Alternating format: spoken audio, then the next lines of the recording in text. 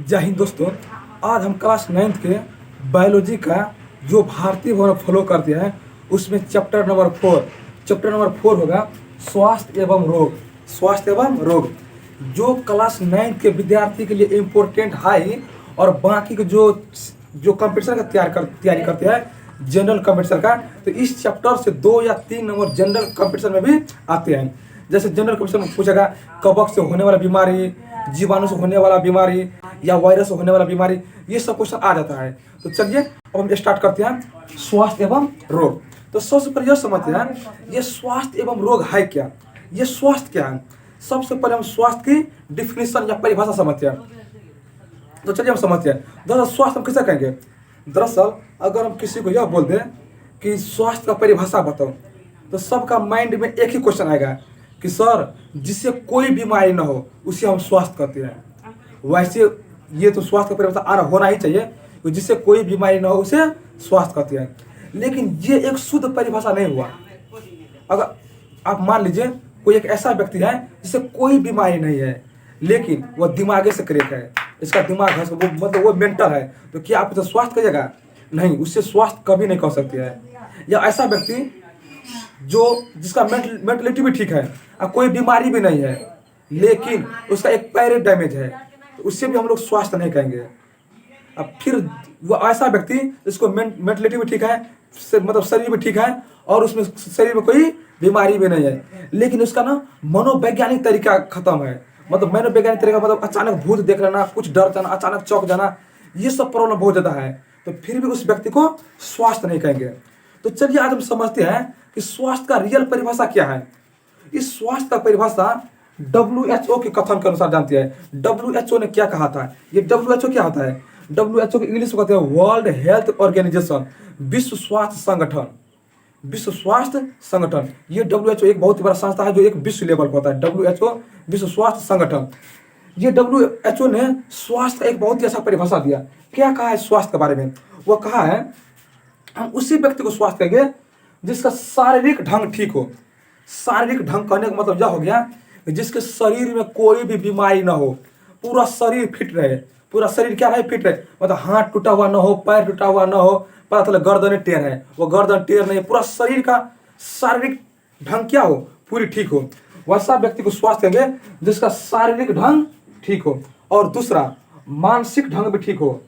मतलब कि ऐसा नहीं कि पूरा शरीर स्वस्थ है और दिमाग से ही व्यक्ति क्रेक है, तो उस व्यक्ति को स्वास्थ्य नहीं कहेंगे। मतलब शरीर के साथ साथ पूरा मेंटलिटी भी ठीक होना चाहिए। तो शारीरिक ठीक होना चाहिए, मानसिक ठीक होना चाहिए, तीसरा सामाजिक ठीक होना चाहिए, उसका सामाजिक व्यवहार ठीक होना चाहिए। ये सामाजिक व्यवहार क्या हो गया? जैसे बहुत सारे ऐसा व्यक्ति होता है जो समाज के प्रति हमेशा लड़ाई झगड़ा करते रहते हैं, जिसको समाज में उतना वैल्यू नहीं रहता है, तो उस व्यक्ति को हम लोग पागले कहते हैं। जैसे वैसा व्यक्ति जो किसी भी बात के लिए समाज से लड़ लेता है, दिया सबसे लड़ लेता है, उस व्यक्ति हम लोग क्या कहते हैं? चलो ये पागल है, तो वैसे हमेशा किसी बात पे लड़ लेता है, उससे हम लोग पागल की कैटेगरी में रख देते हैं। इसीलिए स्वास्थ्य के अंतर्गत शारीरिक ठीक होना चाहिए, मानसिक ठीक होना चाहिए और तीसरा सामाजिक व्यवहार भी ठीक होना चाहिए। अगर आप देखते होइएगा वैसा व्यक्ति जो किसी बात पे लड़ जाती है, उससे हम लोग कहते हैं छोड़ दो ये पागल है, ये किसी बात पे लड़ लेता है, उसे हम लोग पागल कहबे करते हैं, क्योंकि सामाजिक व्यवहार अगर ठीक रहेगा तभी हम लोग स्वस्थ कर लेंगे। और तीसरा कोई बीमारी ना हो, हमारा शरीर के अंतर्गत कोई बीमारी ना हो, जैसे पूरा शरीर भी ठीक है, मेंटलिटी भी ठीक है, अब पता चला लीवरे खराब है या किडनी एक फेल है, तो क्या वो व्यक्ति स्वस्थ थोड़ी करेगा? तो मतलब कोई बीमारी भी ना हो। और नेक्स्ट पॉइंट, कोई पीड़ा ना हो, जैसे कोई कष्ट ना हो। बहुत सारे ऐसा बीमारी से बहुत सारे कष्ट होता है, ये कोई कष्ट या पीड़ा न हो। और चौथा मनोवैज्ञानिक कारण ठीक हो। मनोवैज्ञानिक कारण मतलब क्या हो गया? बहुत सारे व्यक्ति को देखते हुएगा उसे शक की बीमारी होता है।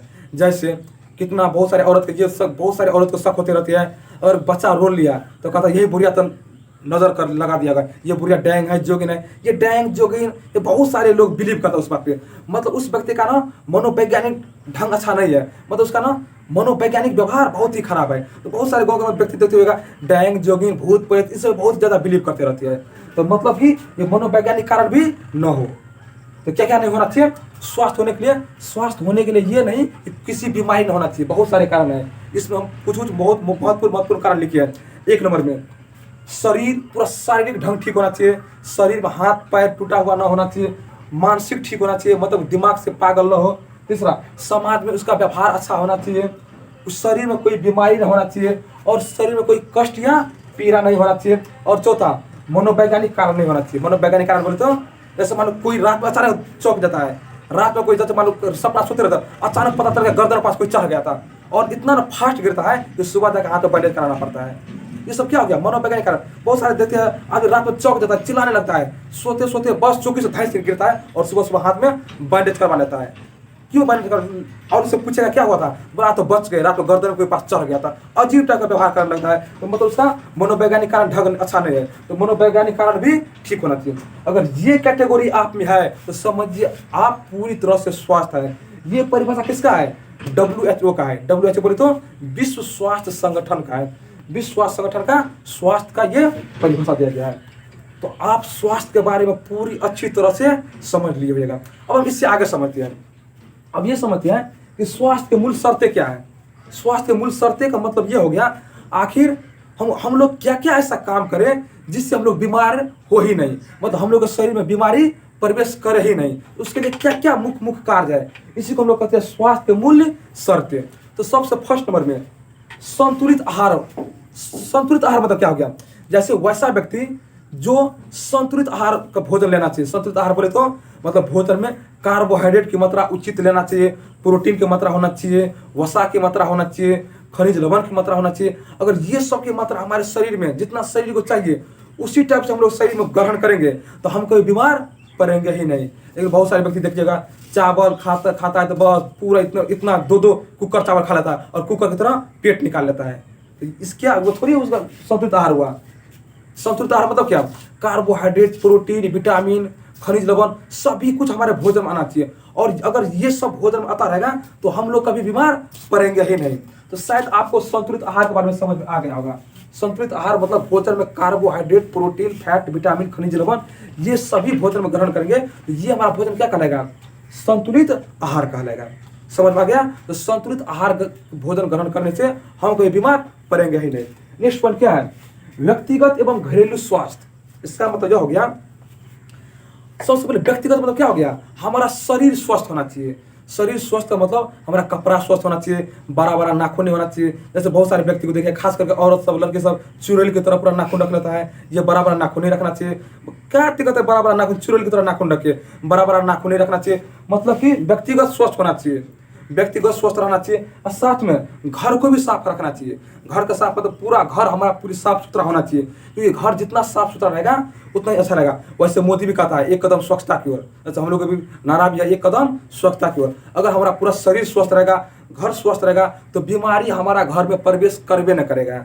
तो एक दूसरा काम क्या है? व्यक्तिगत एवं घरेलू स्वस्थ होना चाहिए। अगर हो सके तो अपना घर साफ करने के साथ साथ पड़ोसी को भी घर साफ कर दीजिए, इसमें आपका भी बहुत ही भला हो जाएगा। अगर हो सके तो आप करिएगा, नहीं तो कोई दिक्कत नहीं, अपना ही घर कीजिएगा और दूसरा घर को करने के लिए जाइएगा भी नहीं, तो साफ भी कर कीजिएगा, ऊपर से गाली भी सुनिएगा। इसके लिए कोई दिक्कत नहीं, अपना भी घर हो तो साफ कर लीजिएगा, पड़ोसी को साफ करने जाएगा तो ऊपर से गाली भी सुनिएगा। तो क्या करना चाहिए? संतुलित आहार के साथ साथ व्यक्तिगत एवं घरेलू स्वस्थ होना चाहिए। समझ में आ गया? ये सेकंड कारण। तीसरा कारण स्वच्छ भोजन एवं जल। स्वच्छ भोजन बोले तो ताज़ा ताज़ा भोजन खाना चाहिए। नहीं ये आज लिट्टी बनाए 3 दिन के बाद खाएंगे, बसिया चावल खाएंगे, बसिया रोटी खाएंगे, इस सबसे हमारा शरीर गैस की मात्रा भरपूर बने। और गैस बनते बनते आपको पता है जब गैस की मात्रा बढ़ेगा तो हम लोग को कोई शरीर में अच्छा काम नहीं लगेगा। यहाँ सर दर्द होगा, घुटना में सर दर्द होगा, घुटना में सर दर्द नहीं होगा, मतलब घुटना दर्द होगा, कहीं भी कहीं हमारा सर मतलब शरीर में दर्द आना शुरू हो जाएगा। होता कि नहीं होता? क्यों ऐसा होता है? क्योंकि जब हम लोग स्वच्छ भोजन ग्रहण नहीं करेंगे तो गैस, एसिडिक प्रॉब्लम हो जाता है, गैस की बीमारी होता है, बहुत सारे नया नया बीमारी हमारे शरीर में जन्म ले लेता है। तो मतलब आपको स्वस्थ रहने के लिए ये सब पॉइंट आपको ध्यान रखना ही पड़ेगा। एक नंबर में संतुलित आहार, व्यक्तिगत एवं घरेलू स्वास्थ्य, अपना भी स्वस्थ रखिए, घर को भी साफ रखिए, और हो सके तो अगल बगल में घर पड़ोसी को भी घर साफ कर दीजिए। तीसरा स्वच्छ भोजन एवं जल। भोजन स्वच्छ होना चाहिए, मतलब ताज़ा ताज़ा भोजन होना चाहिए और ताज़ा ताज़ा जल होना चाहिए। ताज़ा जल मतलब ये नहीं कि जल को आप गर्म करके पीजिएगा, मतलब कि पानी पूरा ठंडा होना चाहिए और मतलब चापाकल के जस्ट होना ही चाहिए। नहीं कि 4 दिन का पानी पीजिए, 5 दिन का पानी पीजिए, मतलब जल भी ताज़ा या फ्रेश होना चाहिए। उसके बाद नेक्स्ट पॉइंट क्या है? व्यायाम एवं विश्राम। मतलब कि हमें रोज प्रतिदिन कुछ देर, मतलब आधा घंटा 1 घंटा एक्सरसाइज करना ही चाहिए। क्यों? कि एक्सरसाइज करने से ना दरअसल एक्सरसाइज करने से हमारा पूरा शरीर फिट हो जाता है, हमारा पूरा मेंटलिटी भी स्ट्रांग हो जाता है। एक्सरसाइज करने से हमारा मेंटलिटी भी स्ट्रांग होता है और पूरा शरीर फिट होता है। अगर आपको कोई बीमारी होने भी वाला भी होता है, ये बीमारी कहता है नहीं ये शरीर अच्छा नहीं, चलो दूसरा शरीर ढूंढते हैं, क्योंकि इस बीमारी अब क्या हो गया, पूरा शरीर क्या हो गया, स्वस्थ हो गया। तो मतलब हमें एक्सरसाइज दिन प्रतिदिन करना चाहिए। एक्सरसाइज करने से ये नहीं कि हर दिन एक्सरसाइज कीजिए, सुबह में आधा घंटा 1 घंटा समय निकाल लीजिए एक्सरसाइज के लिए, क्योंकि व्यायाम करने से, एक्सरसाइज करने से हम लोग के शरीर बहुत ही स्वस्थ हो जाता है और जो बीमारी होने वाला भी होता है वो बीमारी भी यहाँ से दूर चले जाते हैं। तो व्यायाम होना चाहिए, पर व्यायाम के साथ साथ विश्राम भी होना चाहिए। बहुत टाइप के व्यक्ति ऐसे होता है कि दिन भर कार्य करते रहते, दिन भर कार्य करते, जैसे लगता है कि मशीन है, मशीन दिन भर कार्य करते रहिएगा। अगर दिन भर कार्य कीजिएगा तो शरीर है बस आपको दुनिया से ले जाएगा, इतना ऊपर ले जाएगा, फिर कभी लट्टू का नहीं आ जाएगा। तो मतलब क्या, विश्राम भी शरीर को होना ही चाहिए, व्यायाम भी होना चाहिए, विश्राम भी होना चाहिए। इससे होगा क्या, हमारा शरीर बीमार होगा ही नहीं।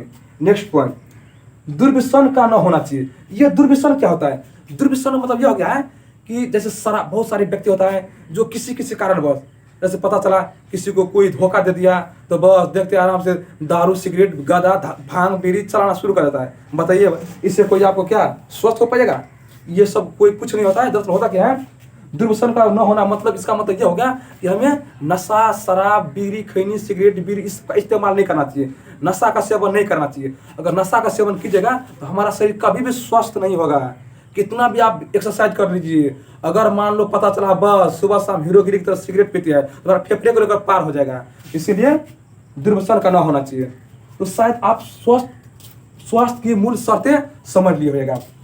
चलिए, आपने स्वास्थ्य क्या होता है ये समझ लिए, स्वास्थ्य के मूल शर्तें क्या होता है, ये सब मूल शर्तें होता है, आपने ये समझ लिए। अब चलिए हम इससे आगे समझते हैं। अब हम ये समझते हैं कि रोग लक्षण क्या होता है।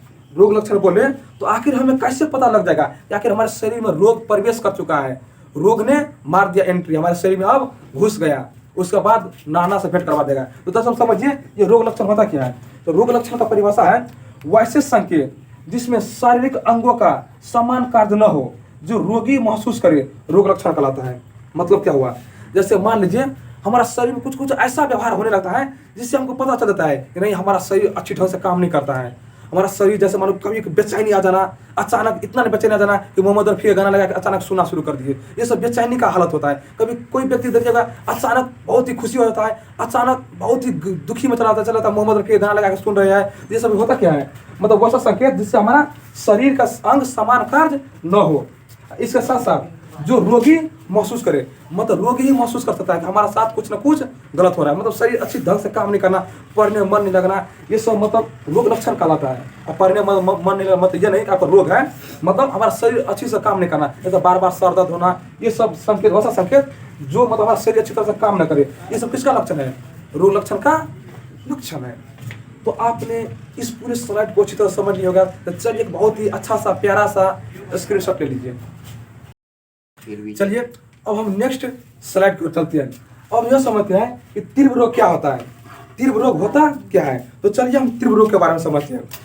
मतलब कि वैसा रोग जो बहुत ही जल्दी उत्पन्न हो जाती है, वैसा रोग जो अचानक उत्पन्न हो जाए, वैसा रोग जो अचानक उत्पन्न हो जाए वो क्या किससे कैटेगरी में आता है, तीव्र रोग के अंतर में। लेकिन ये रोग बहुत ही खतरनाक होता है, भले अचानक उत्पन्न हो जाए लेकिन उसका प्रभाव बहुत ही कम समय के लिए रहता है, प्रभाव बहुत ही कम समय के लिए रहता है, लेकिन बहुत ही खतरनाक होता है।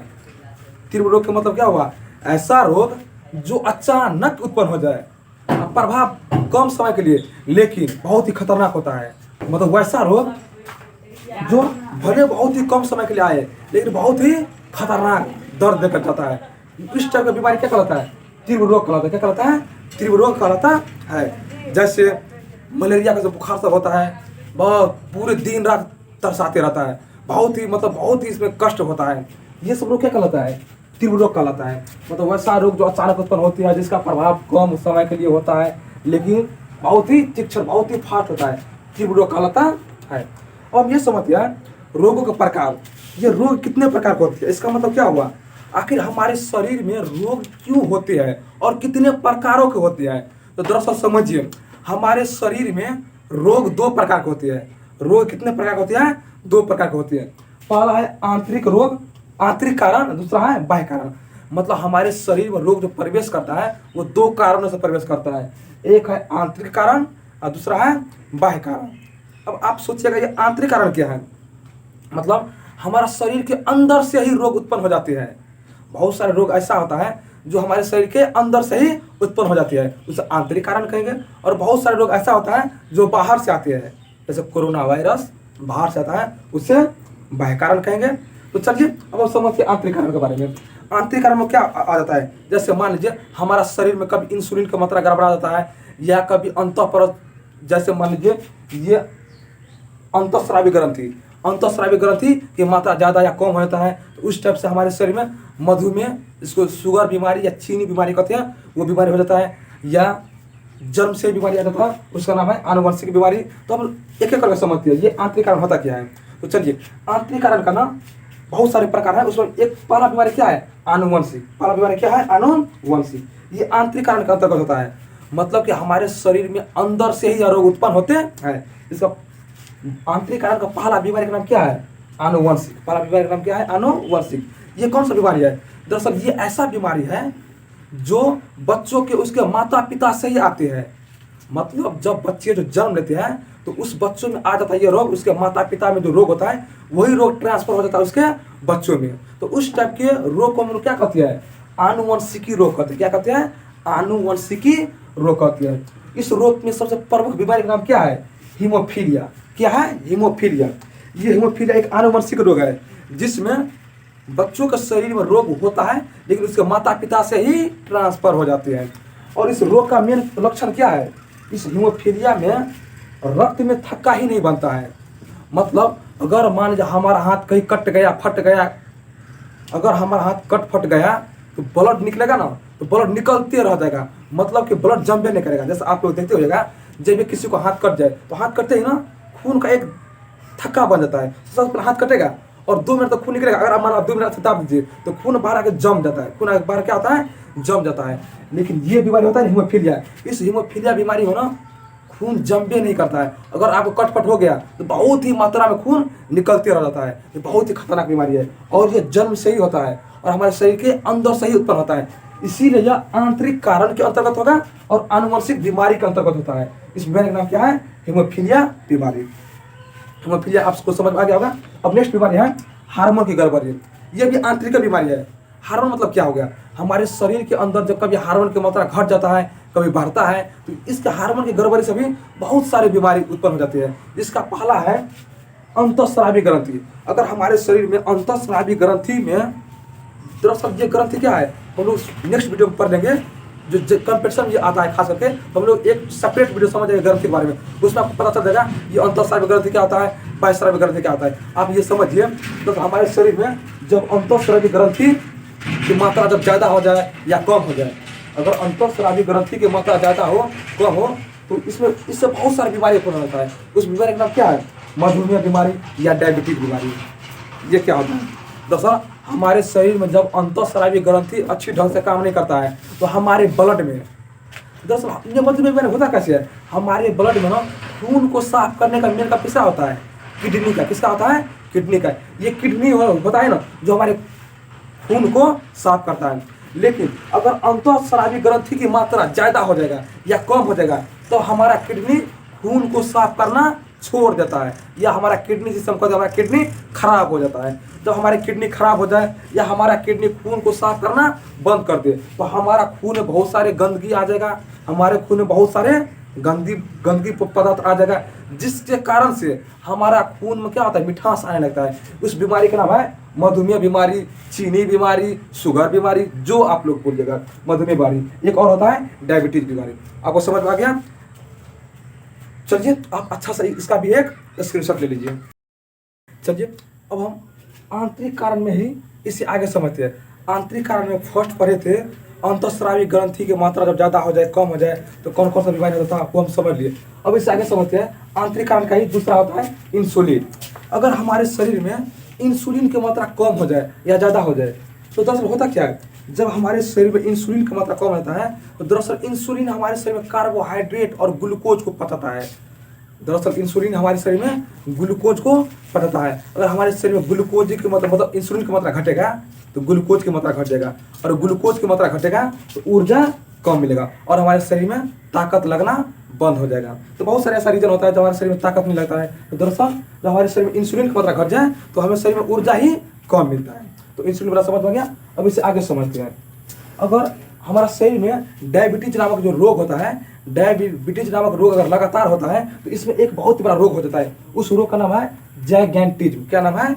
जाइगैंटिज्म। अगर ये बीमारी हो जाए ना तो हमारा शरीर बहुत ही बड़ा हो जाता है।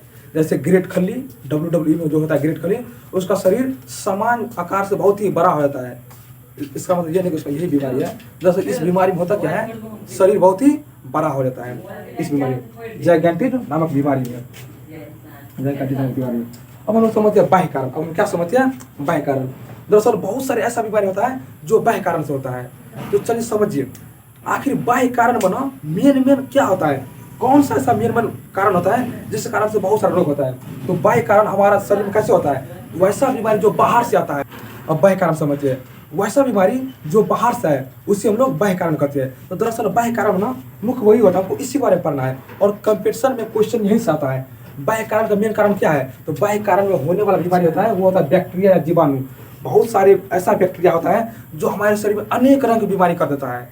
और कंपटीशन में क्वेश्चन यही से आता है कि कौन सा बीमारी जीवाणु से होता है, कौन सा बीमारी विषाणु से होता है। तो ये हम लोग नेक्स्ट वीडियो में समझेंगे। आप ये समझिए कि जीवाणु या बैक्टीरिया से हमारे शरीर बहुत ही भयंकर बहुत ही खतरनाक बीमारी होता है, वो हम लोग नेक्स्ट वीडियो में समझेंगे। फिर बाह्य कारण का मेन काम क्या होता है? जीवाणु या वायरस, वो भी बाहर से ही आता है, हमारे शरीर में बहुत ही रंग के बीमारी दे देता है। तीसरा होता है कवक या फंजाई। तो कवक और फंजाई से भी बहुत सारी बीमारी होता है। और नेक्स्ट है प्रोटोजोआ, प्रोटोजोआ से भी बीमारी होता है। और नेक्स्ट है कृमि, कृमि से भी बहुत सारी बीमारी होता है। ये सब हमारा क्या है? बाह्य कारण। तो हम लोग बाह्य कारण को और अच्छी तरह से नेक्स्ट वीडियो में समझेंगे। तब तक जय हिंद, जय भारत।